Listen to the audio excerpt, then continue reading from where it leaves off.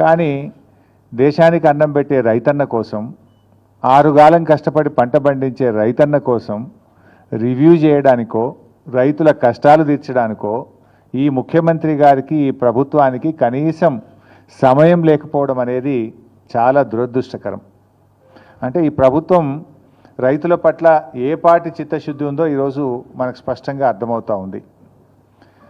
ధాన్యపు రాశులను గాలికి వదిలేసి అందాల పోటీలతో అందాల రాసుల చుట్టూ ఈ ముఖ్యమంత్రి గారు, ఈ ప్రభుత్వం అంతా కూడా తిరుగుతూ ఉంది. ధాన్యపు రాశుల చుట్టూ తిరుగుతలేరు, అందాల రాశుల చుట్టూ తిరుగుతూ ఉంది ఈ ముఖ్యమంత్రి, ఈ ప్రభుత్వం.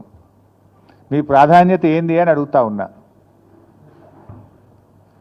ఈ ప్రభుత్వం అధికారంలోకి వచ్చిన 18 నెలల నుంచి కూడా రైతులను అరిగోస పెడతా ఉన్నారు.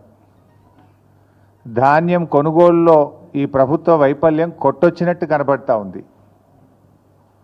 ఈ సంవత్సరం ఏం చెప్పారు? 70 లక్షల మెట్రిక్ టన్నుల వడ్లు యాసంగి పంటలో కొంటామన్నారు. ఇవాళటికి 40 లక్షల మెట్రిక్ టన్నులు దాటలేదు. రైతులకు దాదాపు 4,000 కోట్ల రూపాయలు బకాయి పడ్డది ప్రభుత్వం.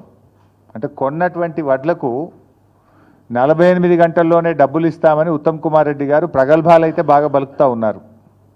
48 గంటలు కాదు కదా, 10 రోజులైనా కూడా ప్రభుత్వం కొన్న ధాన్యానికి రైతులకు డబ్బులు పడడం లేదు.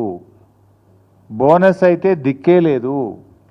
యాసంగి పంటలో 512 కోట్ల రూపాయలు ప్రభుత్వం బోనస్ కింద రైతులకు చెల్లించాల్సి ఉంది.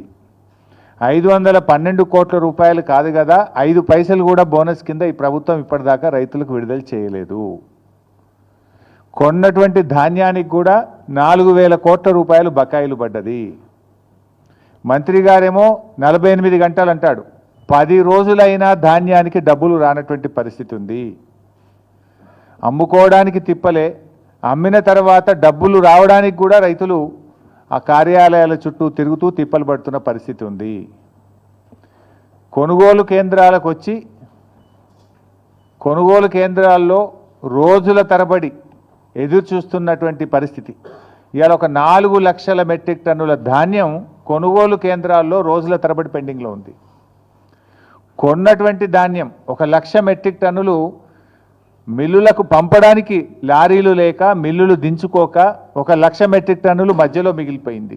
అంటే ఎంత ఉదాసీనంగా ఈ ప్రభుత్వం ఉంది, రైతుల పట్ల ఎంత నిర్లక్ష్యంగా ఈ ప్రభుత్వం వ్యవహరిస్తుందనడానికి ఇది స్పష్టమైనటువంటి ఉదాహరణ.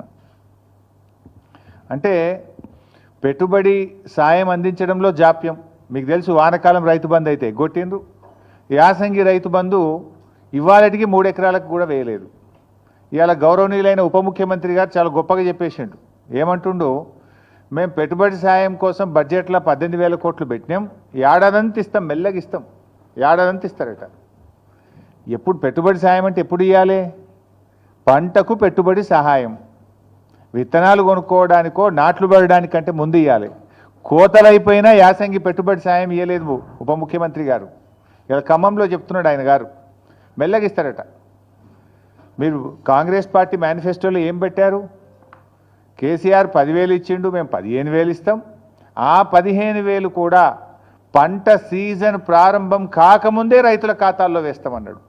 ఇప్పుడు పంట సీజన్ ప్రారంభం కాదు, పంట సీజన్ అయిపోయింది, అయినా కూడా ఇంకా ఖాతాల్లో డబ్బులు పడలే. ఓడదాటదాకా ఓడమల్లప్ప, ఓడదాటినాక బోడమల్లప్ప. ఇది ఇంకా అసెంబ్లీ బడ్జెట్ స్పీచ్లో చెప్పింది ఈ డైలాగ్ బట్టి విక్రమార్క గారు. ఇది నీకే వర్తిస్తుంది విక్రమార్క గారు.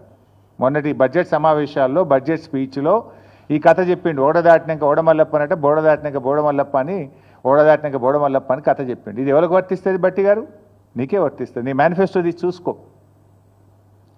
పంట పెట్టుబడి సాయం రైతులకు అందించడంలో జాప్యం, కొనుగోలు కేంద్రాల్లో ధాన్యం కొనుగోలు చేయడంలో జాప్యం, కొన్న ధాన్యాన్ని మిల్లులకు తరలించడంలో జాప్యం, గన్నీ బ్యాగులను సమకూర్చడంలో జాప్యం, రైతులకు సకాలంలో 48 గంటల్లో డబ్బులు వేస్తామని చెప్పి చెల్లించడంలో జాప్యం, ధాన్యాన్ని లారీలు ఎక్కించడానికి హమాలీలు లేరు, హమాలీలను సమకూర్చడంలో వైఫల్యం, కొనుగోలు కేంద్రాల్లో కనీస సౌకర్యాలు త్రాగునీరు కానీ వడదెబ్బ తలగకుండా నీడను కలిగించడంలో ప్రభుత్వ వైఫల్యం, గన్నీ బ్యాగులు సకాలంలో సమకూర్చడంలో వైఫల్యం, గొప్పగా చెప్పిన బోనస్ను అందించడంలో ఘోర వైఫల్యం. అంటే మొత్తంగా కూడా అంతా బోగస్. ముఖ్యమంత్రి గారు పోయిన అసెంబ్లీ సమావేశాల్లో మాట్లాడుతూ మా ప్రభుత్వంలో తరుగే తీయడం లేదు, అసలు తరుగు ప్రశ్నే లేదు మా ప్రభుత్వంలో అని చాలా గొప్పగా అసెంబ్లీలో భారీ డైలాగులు కొట్టిండ్రు. ములుగు జిల్లా గోవిందరావుపేట మండలంలో ఒక జట్టి రాజు అనే ఒక రైతు 10 కిలోల తరుగు తీస్తున్నారని ఆత్మహత్యా యత్నం చేసుకున్నాడు. క్వింటాల్కు 10 కిలోల తరుగు తీస్తున్నారు. రేవంత్ రెడ్డి చెప్తాడు అసలు తరిగే తీస్తలేరు మా ప్రభుత్వంలోనే అసెంబ్లీలో చెప్తాడు. ములుగు జిల్లా సీతక్క గారి నియోజకవర్గం గోవిందరావుపేట మండల కేంద్రం, అదే గ్రామంలో జట్టి రాజు అనే రైతు 10 కిలోల తరుగు తీస్తుంటే పురుగుల మందు దాగి ఆత్మహత్య చేసుకునే ప్రయత్నం చేసిండ్రు.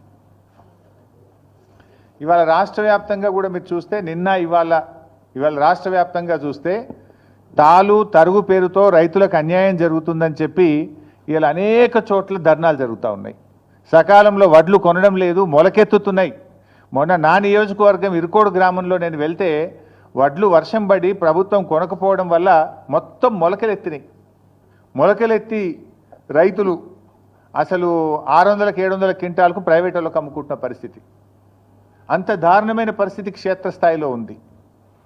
ఇవాళ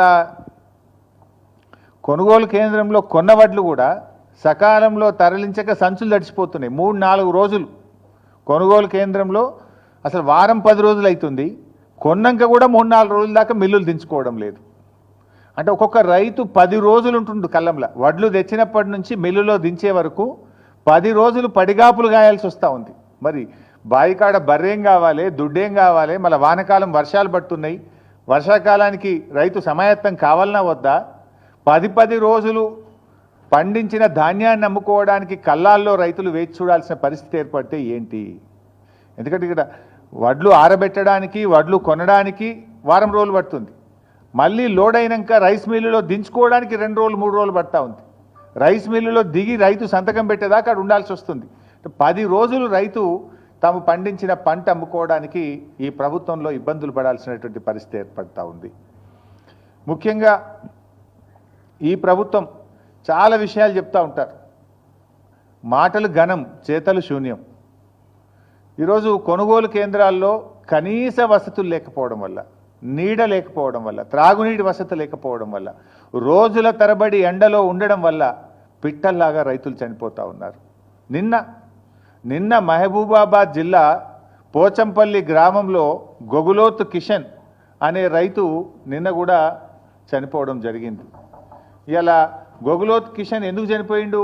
రోజుల తరబడి అక్కడ ఉండి గొగులోత్ కిషన్ రోజుల తరబడి ఆ పంట అమ్ముకోవడానికి కొనుగోలు కేంద్రంలో ఉండి తీవ్రమైన వడదెబ్బకు లోనైపోయి గొగులోత్ కిషన్ గారు నిన్న మహబూబాబాద్ జిల్లాలో చనిపోవడం జరిగింది. అదేవిధంగా 15 ఏప్రిల్లో జగిత్యాల జిల్లాలో ధారూరు గ్రామంలో వడదెబ్బ దాకి జలపతి రెడ్డి అనేటువంటి రైతు కొనుగోలు కేంద్రంలోనే వడ్ల కుప్ప మీదనే చనిపోయినటువంటి పరిస్థితి. అదేవిధంగా ఏప్రిల్ 21వ తేదీ మహబూబాబాద్ జిల్లా తొర్రూరు గ్రామంలో ప్రేమలత గారు మహిళా రైతు, హనుమాన్ల ప్రేమలత గారు మహిళా రైతు వడదెబ్బ తగిలి తొర్రూరులో వారు వడ్ల కుప్ప మీదనే చనిపోయినటువంటి పరిస్థితి. అదేవిధంగా నెల్లుకుదిరి మండలం మదనతుర్తి గ్రామంలో బిర్రు వెంకన్న, చూడండి వడ్ల మీదనే బిర్రు వెంకన్న అనే రైతు వడ్ల మీదనే చనిపోయినటువంటి పరిస్థితి. ఎండ దెబ్బ తగిలి కళ్ళంలోనే తాను ఆరుగాలం కష్టపడి పండించిన పంట మీద, ధాన్యం మీదనే చనిపోయినటువంటి బిర్రు వెంకన్న దృశ్యం ఇది. అదేవిధంగా మన జనగామ నియోజకవర్గం చేర్యాల మండలంలో ఆకునూరి గ్రామంలో చింతకింది హనుమయ్య అనేటువంటి రైతు అక్కడే కళ్ళంలోనే మరి ధాన్యం అమ్ముకోవడానికి వచ్చి అక్కడే చనిపోవడం జరిగింది. అంటే ఈ రకంగా ధాన్యపు రాశులే సాక్షిగా కొనుగోలు కేంద్రాల్లోనే రైతు మరణాలు జరుగుతూ ఉంటే ఈ ప్రభుత్వానికి చీమ గుట్టినట్టు కూడా లేదు. ఈ మరణాలు సహజ మరణాలు కావు, ఇవి రేవంత్ రెడ్డి ప్రభుత్వం యొక్క నిర్లక్ష్యం వల్ల జరిగినటువంటి మరణాలు. ఈ మరణాలకు రాష్ట్ర ప్రభుత్వమే బాధ్యత వహించాలి. ఈ రైతులకు ఒక్కొక్కరికి 25 లక్షల ఎక్స్గ్రేషియా ఇచ్చి ఆ కుటుంబాలను ఆదుకోవాలని చెప్పి నేను ప్రభుత్వాన్ని డిమాండ్ చేస్తూ ఉన్నా. ఎందుకంటే ఇవి సహజ మరణాలు కావు. ఒక రకంగా చెప్పాలంటే ఇవి ప్రభుత్వ హత్యలు, ప్రభుత్వ నిర్లక్ష్యం వల్ల జరిగినటువంటి మరణాలు. గతంలో బీఆర్ఎస్ ప్రభుత్వం మీద దుమ్మెత్తి పోసినటువంటి కాంగ్రెస్ నాయకులు ఇవాళ ఎందుకో కల్లాల కాడికి పోతలేరు. ఆనాడు బీఆర్ఎస్ ప్రభుత్వంలో అన్నీ చక్కగా జరుగుతుంటే కూడా మా మీద బురద జల్లాలని కల్లాల్లోకి వెళ్ళి నానా యాగి చేసినారు. ఇవాళ ముఖ్యమంత్రి పట్టించుకోడు, మంత్రులు కల్లాల కాడికి పోరు, ఎక్కడ రివ్యూ చేయడానికి వీళ్ళకి టైమే దొరుకుతలేదు. రైతులంటే వీళ్ళకి ప్రేమే లేదు ఈ ప్రభుత్వానికి. అంటే రైతుల పట్ల కాంగ్రెస్ ప్రభుత్వం చూపుతున్నటువంటి నిర్లక్ష్యం ఇవాళ వారి ప్రాణాల మీదకి వచ్చినటువంటి పరిస్థితి. ప్రభుత్వం అసలు రివ్యూ లేకుండా మొద్దు నిద్రపోతున్నటువంటి పరిస్థితి. ముఖ్యంగా ఇవాళ ఈ ప్రభుత్వం ఏ విషయంలో మీరు రైతుల విషయంలో గమనిస్తే వానకాలం ముఖ్యమంత్రి ఏమో ఈజ్ బిజీ విత్ అందాల పోటీల రివ్యూలు. ఎక్కడ పెట్టారు ఆ రివ్యూ కూడా? పోలీస్ కమాండ్ అండ్ కంట్రోల్ రూమ్లో. ఆ పోలీసు వాళ్ళని కూడా పనిచేసుకొనియకుండా సెక్రటరేట్ ఓడిన గారు అయితే జూబ్లీ హిల్స్ ప్యాలెస్, లేకపోతే పోలీస్ కమాండ్ కంట్రోల్ రూమ్. నెల రోజులకు ఒక్కసారి కూడా సెక్రటరేట్ ముఖం చూస్తలేడు.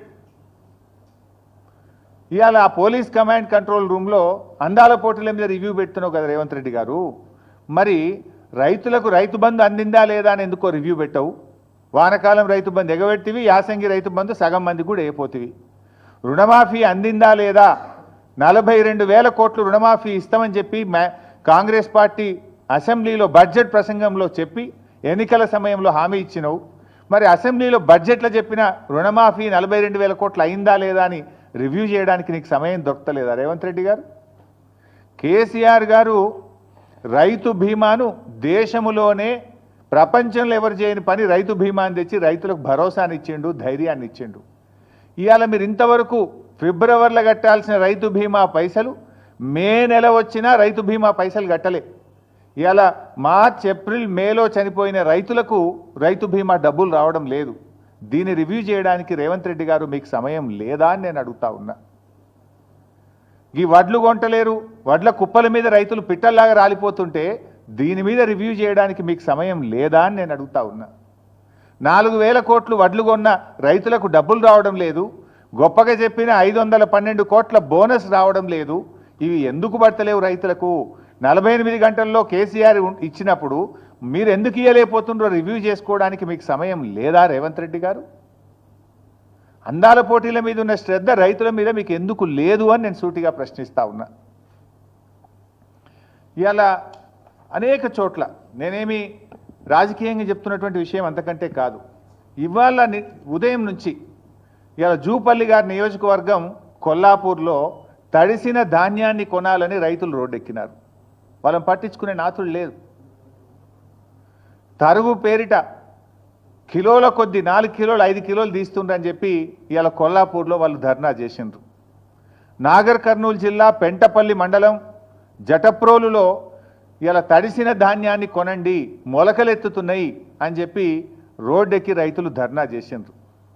జగిత్యాలలో తూకంలో 4 కిలోలు 5 కిలోలు ఎక్కువ పెడుతున్నారు, మాకు బస్తా మీద 5 కిలోలు తీస్తే క్వింటాల్ మీద 10 కిలోలు పోతుంది అని చెప్పి జగిత్యాలలో రైతులు ఇవాళ రోడ్డెక్కి ధర్నా చేసిండ్రు. అదేవిధంగా సిరిసిల్ల జిల్లాలో తంగెలపల్లి మండలం జిల్లెల గ్రామంలో వడ్లు కొనుగోలు చేయడం లేదని సిరిసిల్ల సిద్దిపేట హైవే మీద రాస్తా రోకో చేసిండ్రు. అదేవిధంగా సన్నవడ్లు కొంటలేరు, 2 నెలల నుంచి సన్నవడ్లు అమ్ముకోవడానికి కళ్ళంలో వడ్లు కోసి ఎదురు చూస్తున్నామని చెప్పి రాస్తా రోకో చేసినారు. వనపర్తి జిల్లాలో రాత్రి భారీ వర్షం పడి సంచులన్నీ తడిసిపోయినాయి, మక్కలు తడిసిపోయినాయి, కొంటలేరు అని చెప్పి మరి వనపర్తి మార్కెట్ యార్డ్ బయట రైతులు ఇవాళ ఆందోళనకు దిగినటువంటి పరిస్థితి.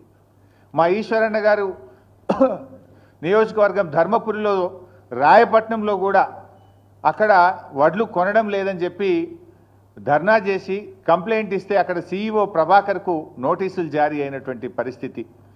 అదేవిధంగా ఖానాపూర్, ఆదిలాబాద్ జిల్లా ఖానాపూర్ మండలం ఏర్వచింతల గ్రామంలో 4 కిలోలు 5 కిలోలు ఎక్కువ జోకుతున్నారు, రైతులకు తరుగు పేరు మీద తాలు పేరు మీద తీస్తున్నారని చెప్పి పిఏసిఎస్ నిర్వాహకులను రూమ్లో వేసి తాళాలు వేసింది ఇవాళ.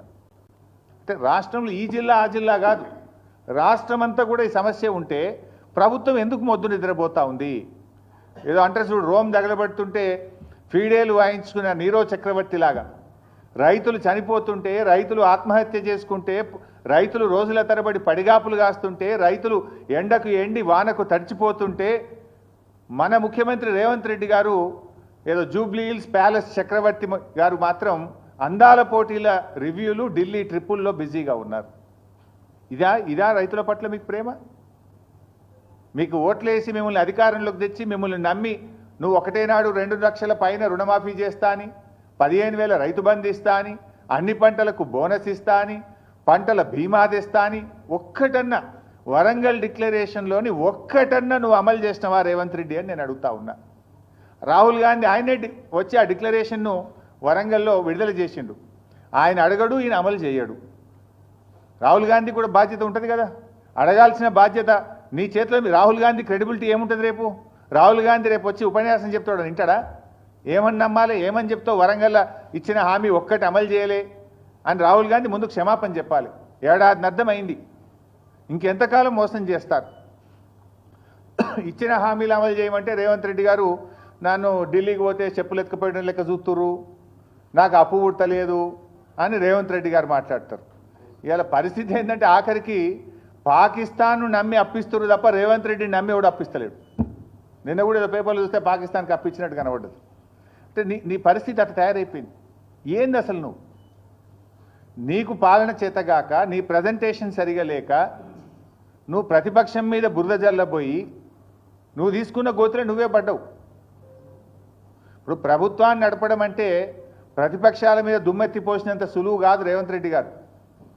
ఇప్పటికైనా పాలన మీద దృష్టి పెట్టు, రైతుల కష్టాలు తీర్చాలని చెప్పి నేను రేవంత్ రెడ్డి గారిని కోరుతా ఉన్నా. తక్షణమే ముఖ్యమంత్రి గారు రివ్యూ చేసి ధాన్యం కొనుగోళ్లను వేగవంతం చేయండి. నిన్న వర్షం పడ్డది, ఇవాళ రేపు కూడా వర్షాలు ఉన్నాయని వాతావరణ శాఖ చెప్తా ఉన్నారు. తడిసిన ధాన్యాన్ని కూడా రైతులకు ఇబ్బంది కలగకుండా అధికారులందరినీ కూడా తహసీల్దార్లను, ఆర్డీఓను, డిఎం సివిల్ సప్లైను, జాయింట్ కలెక్టర్లను క్షేత్రస్థాయిలో పంపించి మంత్రులు కూడా క్షేత్రస్థాయిలో వెళ్ళి తడిసిన ధాన్యాన్ని వెంటనే కొనుగోలు చేసి రైతులకు నష్టం జరగకుండా చూడండి.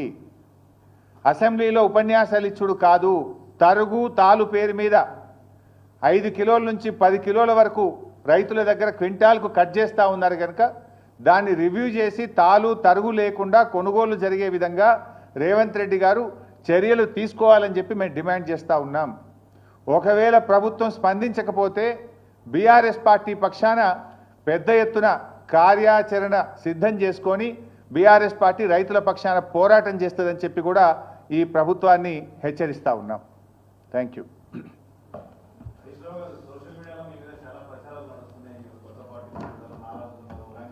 నేను ఇంత మంచిగా మాట్లాడితే నువ్వేంది?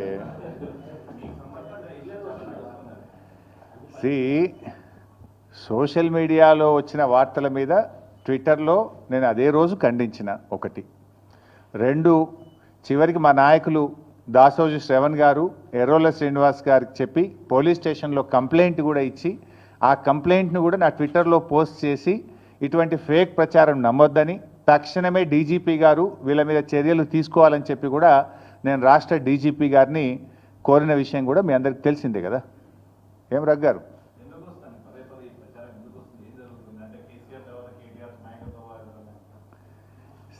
ఆ పంచాయతీ లేదు మా పార్టీలో. నేను చాలాసార్లు కూడా చెప్పాను, మీరందరూ కూడా చూసింటారు. ఒక్కసారి కాదు, కొన్ని 100ల సార్లు చెప్పి ఉంటాను. ఇవాళ కేసీఆర్ గారు మా పార్టీ అధ్యక్షుడు, ఆయన యొక్క ఆదేశాలను తూచా తప్పకుండా పాటించే ఒక క్రమశిక్షణ కలిగిన కార్యకర్త హరీష్ రావు అని చెప్పిన. ఇది బహుశా 100ల సభల్లో చెప్పిన, టీవీ డిస్కషన్స్లో చెప్పిన, ప్రెస్ మీట్లలో చెప్పిన, చిట్చాట్లో చెప్పిన, అనేక సందర్భాల్లో కూడా చెప్పిన. సో మీరు అన్నట్టు కేటీఆర్ గారికి నాయకత్వం అప్పచెప్తే స్వాగతిస్తాను. డెఫినెట్గా ఐ కోఆపరేట్. ఒక కార్యకర్తగా హరీష్ రావు పార్టీ నిర్ణయాన్ని, కేసీఆర్ నిర్ణయాన్ని ఎప్పుడైనా శిరసా వహిస్తాడు తప్ప గీత దాటే వ్యక్తి కాదు. ఇది నా 25 ఏళ్ల రాజకీయ ప్రస్థానం చూపిస్తుంది. 25 ఏళ్ళ నుంచి నేను బీఆర్ఎస్ పార్టీలో ఉన్నాను. పార్టీ జెండా పుట్టుక నుంచి ఈ రోజు వరకు కేసీఆర్ గారి అడుగుజాడల్లో వారి సూచనలకు అనుగుణంగా పనిచేసేటువంటి ఒక కార్యకర్తగా హరీష్ రావు పనిచేసిండు, రేపు కూడా చేస్తాడు. Thank you.